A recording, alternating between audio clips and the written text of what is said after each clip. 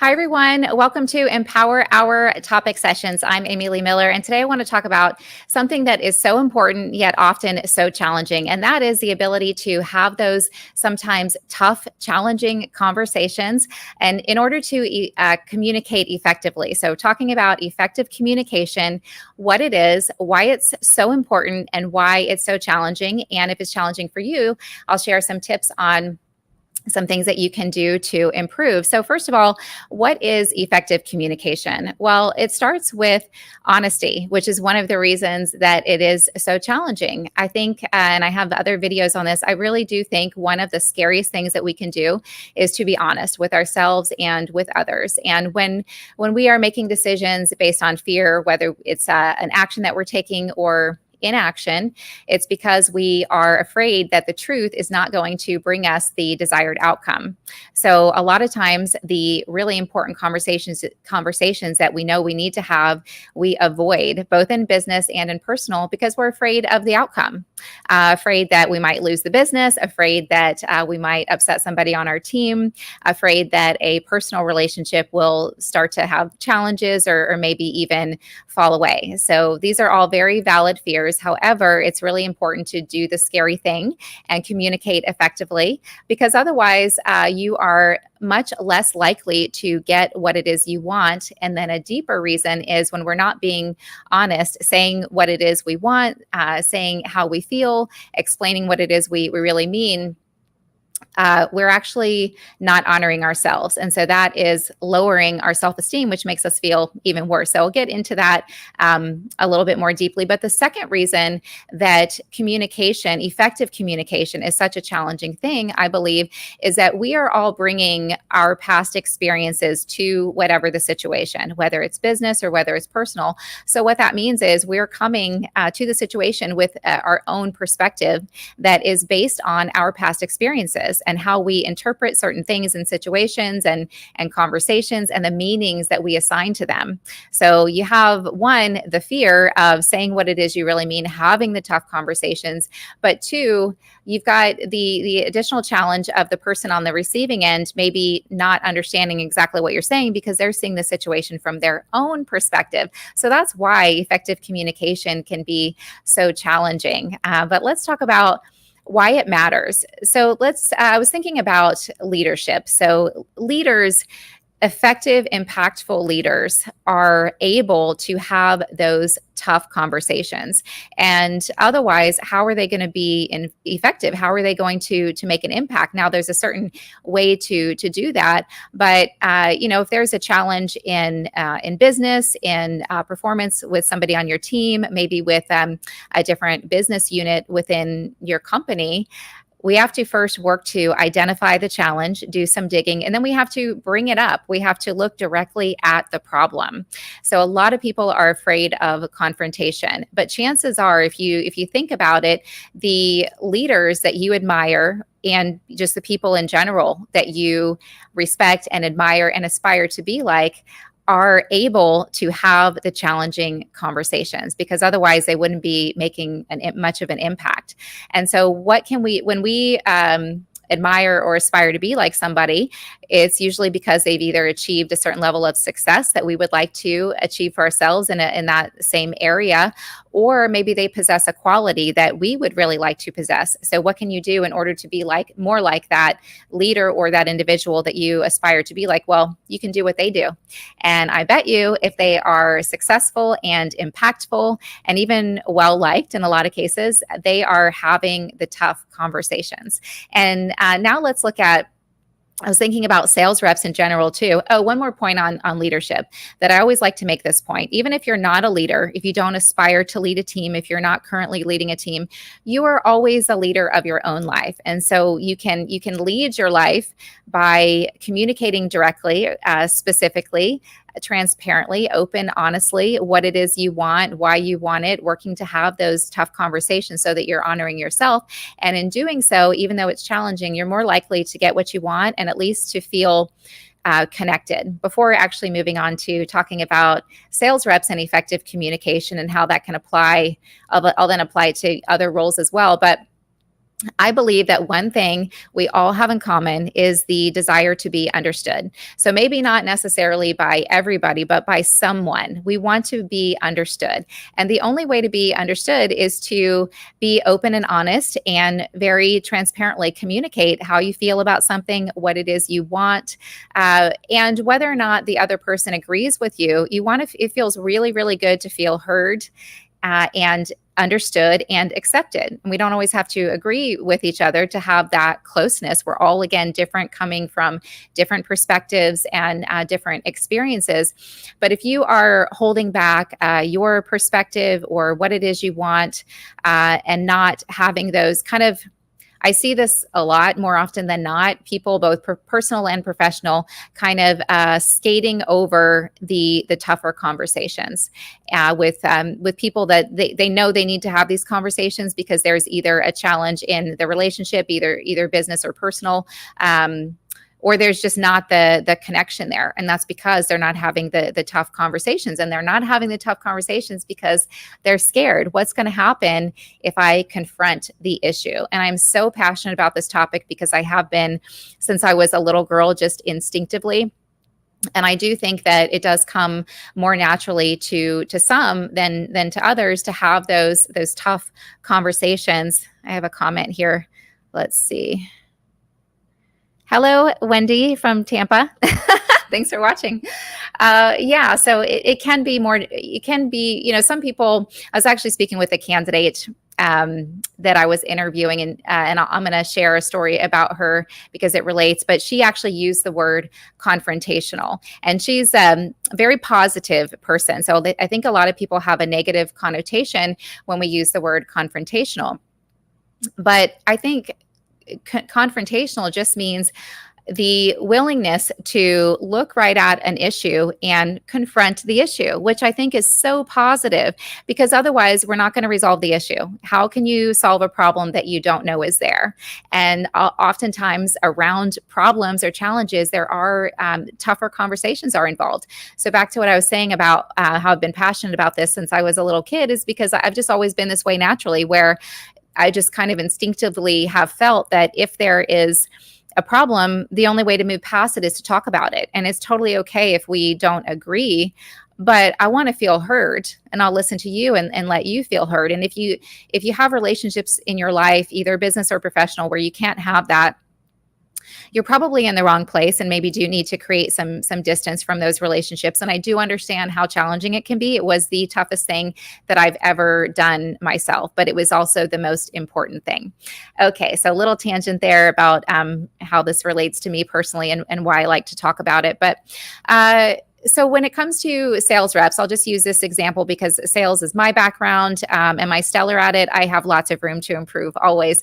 But I also do a lot of recruiting for sales roles in the medical manufacturing industry, other types of roles as well, but pretty heavy in sales. And so currently, I'm recruiting for a handful of openings, and some of which are associate level openings. So these are going to be entry level sales roles that ideally the manager is looking for some sales experience. But I often tell candidates, sometimes we check some of the boxes and not all, and it can be a great fit. And other times we check all the boxes, but you know what? It's not a great fit for another reason. So I saw something unique and special, what I thought I saw in a candidate who has no sales experience, but she's got a competitive athletic background as well as a clinical background. And she's really driven to break into medical sales. So I wanted to at least have a conversation with her.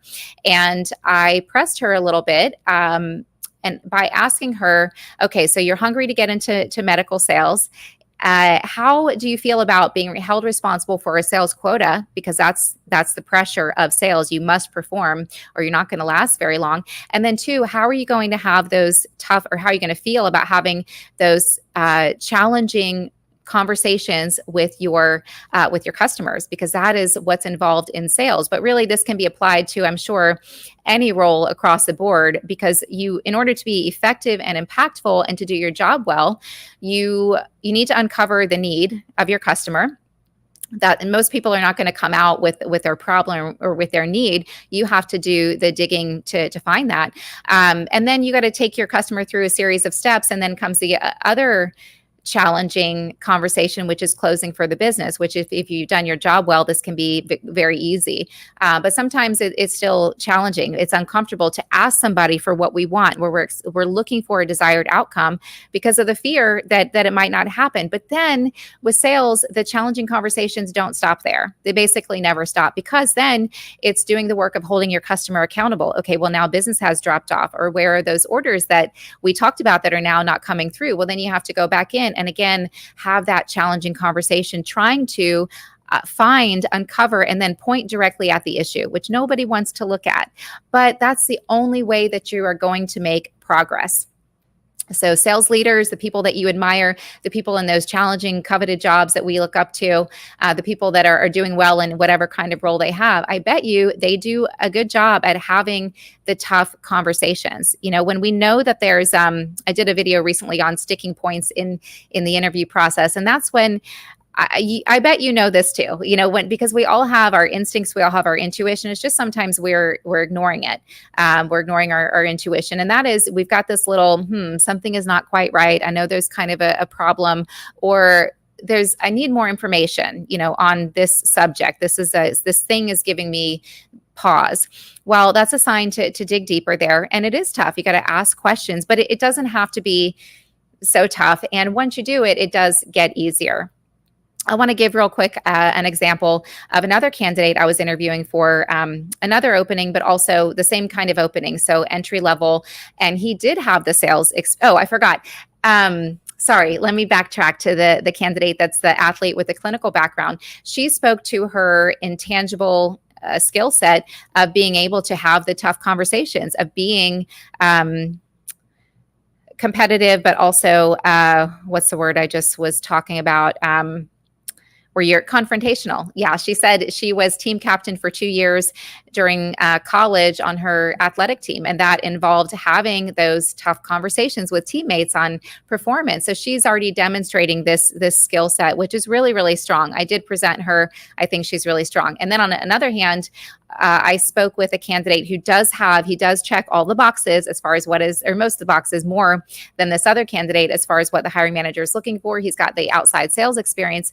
However, he was not an effective communicator in his ability to just answer simple questions very clearly. I wanted to understand what it is he's looking for and why he's looking for it. And he wasn't able to tell me that. So then what you find yourself doing when you're not getting the information that you need is you ask the same question multiple ways to try and get the answer, which I didn't ever get. So if I stayed in the conversation, I would just continue wasting time. So this individual he's got the sales experience, he's got a good background, but not able to very clearly, effectively communicate, this is what I'm looking for and this is why. And so that tells me, you know, if you can't communicate to me what you want and why you want it, how can I go then present you and communicate to the hiring manager, my client, what you want and why? So we're going to be wasting a lot of time here. So I did not move that candidate forward. So the ability to effectively communicate, which sometimes is having those challenging conversations, but it's also just saying what you want and why you want it, and being confident in your belief in yourself that you can get it. Because when we don't speak openly and honestly about what it is we want and communicate, it's either because we're scared the truth is not going to get us what we want, or maybe we're afraid we can't get what we want. So we haven't even given enough thought, sufficient thought to figure out, to identify this is what I want. Because what happens when we do identify what it is we want, well, then we're faced with the responsibility of pursuing it or denying ourselves, basically lying to ourselves that there's this thing in the back of our minds that we know we want, but we're not going after it. It starts with pursuing what you want, starts with identifying it and then speaking it clearly. So okay.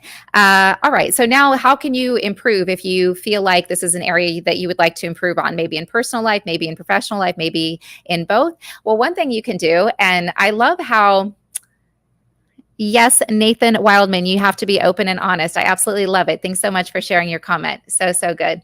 You can be forthright without being confrontational. Absolutely. Yes, I think, again, people have different interpretations of how what they assign meaning to. So I personally don't have a negative connotation to the word confrontational. I think it does mean just being open and honest. But yeah, I agree with your opinion. Absolutely. We all have a different way, just an example of a different perspective. So, but yeah, you got to be open and honest. And there can be a gentle yet direct way to do that. So keep the comments coming. I love this. This is great.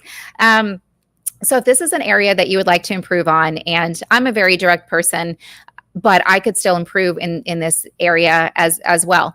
And that is control. What do you have control over? I love how often the same piece of advice can apply to many different areas in life, both personal and professional. And that is a piece of advice that one of my former managers gave me when I was in sales. And you guys have probably either given this advice or received it before. Control the controllables. So what do you have control over? So one thing that I learned when I was in sales, if I didn't get an order that I was really counting on to help me move toward my quota, if there's nothing you can do about it, okay, forget it. Just keep moving forward. Maybe you can come back to it later, but let's keep, focused on what we do have control over. So what's one thing that you always, always, always have control over?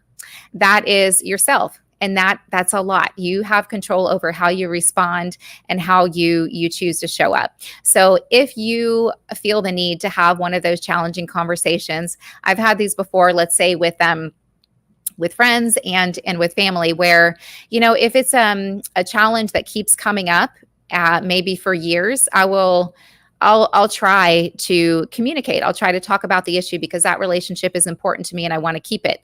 And I know that if I don't address this issue that keeps happening and it's significant enough where it's bothering me, if I don't speak up, I'm keeping that to myself. I'm denying myself. I'm not being honest with the other person, and it's going to create some distance and the relationship's not going to be as strong. It's going to become surface level. I shared before that I believe that one thing we all have in common is a desire to be understood.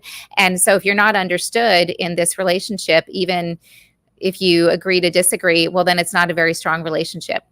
So what you have control over is your choice to try and have the challenging conversation, to just come from a place of, this is how I'm feeling, this is bothering me, and then maybe the same but a little bit different way in business. So you have control over yourself and your ability to try and do the thing that scares you. So I wish I had easier advice for how to overcome the challenge of if it is very challenging for you to have the tough conversations. But really the only way is to just do it. But you can start, maybe pick an area in your life that's a little bit easier for you. So maybe personal or maybe business might be a little bit easier for you. Once you try, it will get easier. And here's the thing. In addition to it getting easier, let's say you have the challenging conversation and you don't get the desired result that you are looking for. Well, you are still going to elevate your self-confidence, your mindset, because you're honoring yourself, you're speaking your truth, and rather than denying yourself and not standing up and saying, this is bothering me, or whatever. Once you try to have the tough conversation, you're going to get stronger and it will get easier. And the other thing is, if people and opportunities fall away from you when you are open and honest, well, those people and opportunities are likely not meant for you.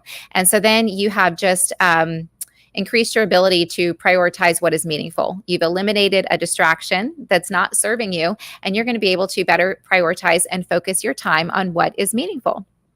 So covered what effective communication is. It's clear. It is direct. It doesn't have to be confrontational in the negative associated way, but it is just it's open and honest. Otherwise, you're wasting time and you're way less likely to get your point across and be understood. Because then also we have the challenge of the other party on the receiving end looking at things from a different perspective, making it even more challenging. Why is it important? If you're not having the ability to have those challenging conversations, will make you stronger, and it will more likely help you get what you want faster, help you go further down your path of success, whatever that looks like for you, faster. We don't get what we want if we don't know what it is and if we don't ask for it. And part of that is clear communication. And also, it will most likely the ability to have those tough conversations, to communicate effectively, will most likely garner you respect in your professional life. So yeah, thank you guys so much for listening. Thank you for the comments. Any other comments that you have, please feel free to shoot me a message or leave them here, and I'll reply later. And you guys have a great weekend, and we'll see you next week.